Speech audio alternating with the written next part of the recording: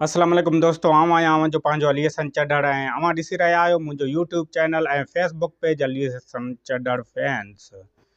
त दोस्तों ॻाल्हि कंदासीं अॼु फिल्म जल्लाद ऐं ड्रामा सीरियल दौलाब जे बारे में।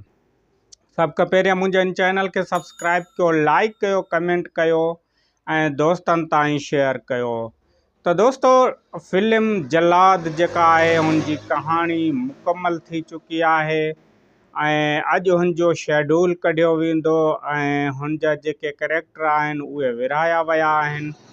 तमामु बहितरीन जेके एक्टर आहिनि उहे हिन में कमु कनि पिया।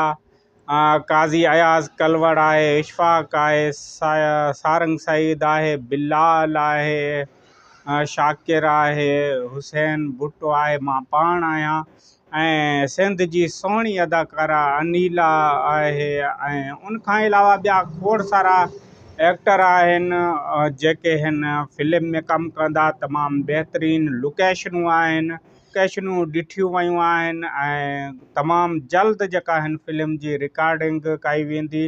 हिन जो DOP जेको आहे उहो शौकत मीराणी आहे ऐं कैमरामैन एडिटर बि उहो आहे मुनीर अमन चढ़ड़ साहब बि हिन फिल्म में कमु कनि पिया। मुंहिंजे हर प्रोजेक्ट में हू हूंदा आहिनि ऐं तमामु बहितरीन जेका ही फिल्म आहे, हिन जी कहाणी, हिन जेको माहौल आहे उनजी अकासी थियल आहे। तमामु ज़बरदस्त फिल्म आहे, अवां ॾिसंदव अव्हांखे तमामु घणो मज़ो ईंदो, छो त अॻे बि मुंहिंजी डायरेक्शन में अवां फिल्मूं ॾिठियूं आहिनि ऐं अव्हांखे घणियूं पसंदि आयूं आहिनि।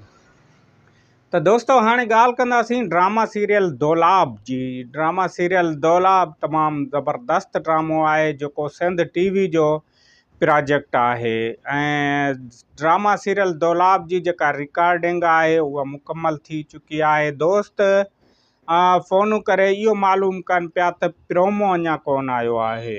प्रोमो अची वेंदो, अॼु सुभाणे अची वेंदो। एडिटिंग जे मसइले आहे, एडिटिंग में पयल आहे ऐं मां अव्हांखे इहो ॿुधाईंदो हलां त ड्रामो सीरियल दौलाब जेको आहे हाणे जेका सूमर ईंदी हिन सूमर ते कोशिशि करे हलायो वेंदो ऐं मां पक सां बि न चवां, छो त डायरेक्टर साहब सां जेका ॻाल्हि थी उहा थोरी हुन मूंखे ॿुधायो त यार अञा जेका आहे प्रोमो न निकितो आहे, एडिटिंग जो मसइलो आहे। एडिटिंग थियण खां पोइ असां जेको मुकमल ॼाण ॾेई सघंदासीं, पर कोशिशि तमामु वॾी कई पई वञे त हीउ जेको सूमर ईंदो हिन 21 तारीख़ ते हिन ड्रामे खे हलायो वञे।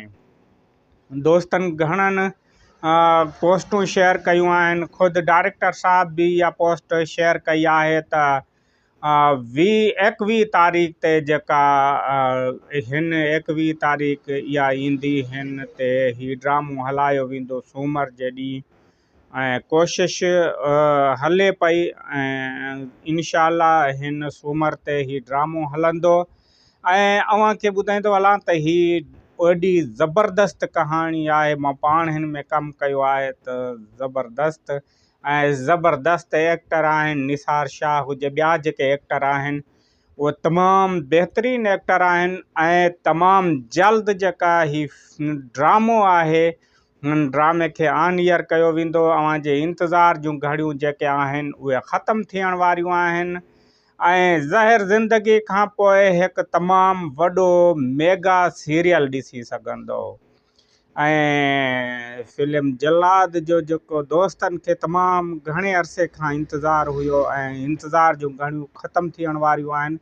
ऐं दोस्तनि खे ॿुधाईंदो हलां त हीअ जेका फिल्म आहे उहा घणो अॻु में थिए हा, पर जेको गर्मियूं हुयूं उन गर्मियुनि जे सबबु मूं चयो त उहो कमु थी कोन सघंदो ऐं उनखे मूं डिले कयो हुयो। पर हाणे ही जेका 20-21 तारीख़ आहे इन ते ही जेका फिल्म जो शेड्यूल रखियो वियो आहे ऐं इंशाअल्लाह हिन फिल्म खे हिन 20-21 तारीख़ खां शुरू कयो वेंदो ऐं तमामु ज़बरदस्त नमूने सां हिन जी रिकॉर्डिंग थींदी। अव्हांखे ही फिल्म तमामु घणी पसंदि ईंदी ऐं हीअ जेको फिल्म जो प्रोजेक्ट आहे ही मुंहिंजे हिन अली हसन चड्डड़ फैंस जो प्रोजेक्ट आहे ऐं तमामु घणो अव्हांखे पसंदि ईंदो।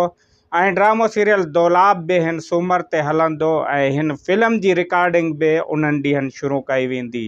अहिड़ियूं वीडियोज़ ॾिसण जे लाइ मुंहिंजे हिन चैनल खे सब्सक्राइब कयो, लाइक कयो, कमेंट कयो ऐं दोस्तनि ताईं शेयर कयो।